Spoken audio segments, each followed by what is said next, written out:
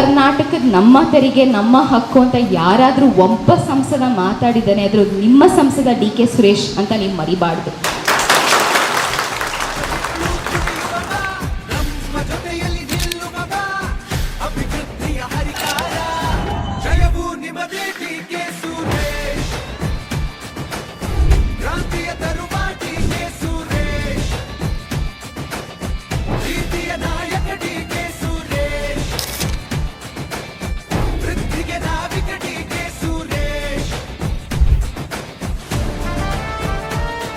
ದೇಶದಲ್ಲಿ ಒಂದೇ ಒಬ್ಬ ಸಂಸದ ಈಚೆ ಬಂದ್ಬಿಟ್ಟು PPA ಕಿಟ್ ಹಾಕೊಂಡು ಒಳಗಡೆ ಹೋದ ಅಂತಂದರೆ ಅದು ನಿಮ್ಮ ಸಂಸದ ಡಿ ಕೆ ಸುರೇಶ್ ಅಂತ ನೀವು ಮರಿಬಾರ್ದು.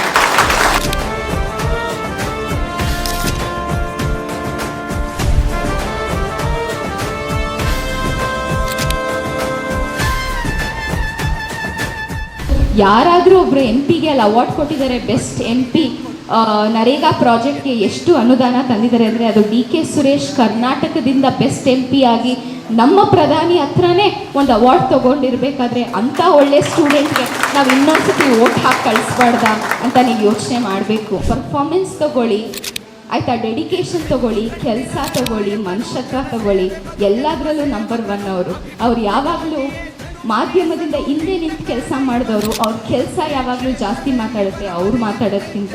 ಅಂಥ ರಾಜಕಾರಣಿಗಳು ನಮಗೂ ಬೇಕು ಜಾಸ್ತಿ. ಇವಾಗ ಟೀಚರ್ ಇದ್ದರೆ ಒಂದು ಒಳ್ಳೆ ಟೀಚರ್ನ ಯಾವತ್ತಾದರೂ ರೀಪ್ಲೇಸ್ ಮಾಡ್ತಾರಾ? ಟೀಚರ್ ಚೆನ್ನಾಗಿಲ್ಲ ಅಂದರೆ ತಾನೇ ಇನ್ನೊಂದು ಟೀಚರ್ ಹಾಕಬೇಕು ಅಂತ ನಮ್ಗೆ ಅನ್ಸೋದು. ಒಂದು ಒಳ್ಳೆ ಆಲ್ರೆಡಿ ಟೀಚರ್ ಇರಬೇಕಾದ್ರೆ, ಎಕ್ಸ್ಪೀರಿಯನ್ಸ್ ಅವ್ರಿಗೆ ಇರಬೇಕಾದ್ರೆ ಹೊಸಬ್ರನ್ನ ತಂದು ಹಾಕಿದ್ರೆ ನೀವೆಲ್ಲ ಒಪ್ಕೋತೀರಾ, ಇಲ್ಲ ನಿಮ್ಮ ಪೇರೆಂಟ್ಸ್ ಒಪ್ಕೊತಾರಾ ಅಂತ ನೀವು ಯೋಚನೆ ಮಾಡಬೇಕು. ಹಾಗಂತ ನಮಗೆ ಎಕ್ಸ್ಪೀರಿಯನ್ಸ್ ಟೀಚರು ಇದ್ದಾರೆ, ಪರ್ಫಾರ್ಮೆನ್ಸ್ ಟೀಚರು ಇದ್ದಾರೆ, ಒಳ್ಳೆ ಟೀಚರು ಇದ್ದಾರೆ, ಮನುಷ್ಯತ್ವ ಟೀಚರು ಇದ್ದಾರೆ. ಅವ್ರಿಗೆ ಯಾರು ರೀಪ್ಲೇಸ್ಮೆಂಟ್ ಅಂತ ನೀವು ಕೇಳಬೇಕು ಜನನ. ಯಾವತ್ತು ನನ್ನ ತಂದೆ ಪರವಾಗೂ ನಾನು ಪ್ರಚಾರಕ್ಕೆ ಇಳ್ದೋಳಲ್ಲ. ನೀವು ಯೋಚನೆ ಮಾಡಿರ್ಬೋದು, ನೀವು ಕೇಳಿರ್ಬೋದು. ನಾನು ಇವತ್ತು ನಮ್ಮ ಚಿಕ್ಕಪ್ಪನ ಪರವಾಗಿ ಬಂದಿದ್ದೀನಿ ಅಂದರೆ ಅದು ಬರೀ ಒಂದು ಮಗಳಾಗಿ ಸ್ಥಾನದಲ್ಲ, ಬಟ್ ನನಗೆ ಹೆಮ್ಮೆ ಇದೆ.